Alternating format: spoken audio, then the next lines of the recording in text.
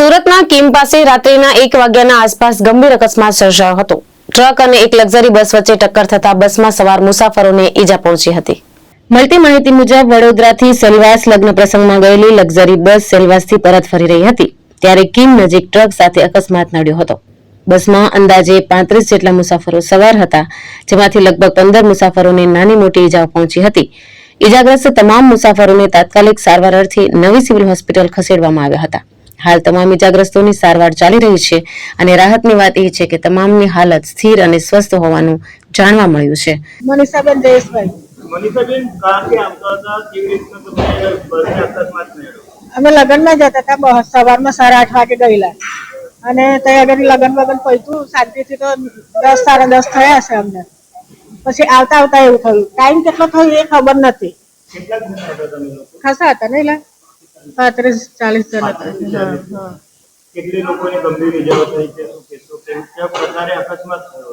એક જણના આખા 3 પગના ટુકડા થઈ ગયા અને બીજાના આખા પગમાં, હાથમાં, માથામાં બધું વાગ્યું છે બધાનું। કોને અકસ્માત નડ્યો? એ તો કયા દવાખાને છે એ તો અમને બી નહીં ખબર। એ તો બધાને પહેલા એ વ્યક્તિને લઈને આવ્યા હતા। કોની સાથે બસ ઠોકાઈ હતી? તો કઈ નહીં ખબર, કોઈ હતું જ નહીં, એકદમ જ। તો તમને કેવી રીતના અહીંયા લાવવામાં આવ્યું હતું? એ તો ધક્કો વાગ્યો ને અમને તો ખબર પડી। મારું નામ જયેશભાઈ સનાભાઈ હરિજન। જયેશભાઈ, કેવા પ્રકારે અકસ્માત થયો હતો, કેવી રીતના તમને અહીંયા લાવવામાં આવ્યું? એ અમારા દાદા નગર હવેલીમાં લગ્નમાં ગયા હતા, લશ્કરી કરાવીને રાતે જમી બમીને લગ્ન પતી ગયું હતું। રાતે લગભગ નીકળ્યા અને ટીમ આગળ આવતા મારે હવે એક્સિડન્ટ થયું। હવે ડ્રાઈવર પીધેલો હતો કે પીધો રામ જાણે અને અથાથી બી ખબર નહીં, હું 35 સીટ ઉપર બેઠા, બધાને વાગેલું છે। 35 જણો જેવું। હે સેલવાસથી આવતા હતા, 5 બરોડા જતા હતા રિટર્ન।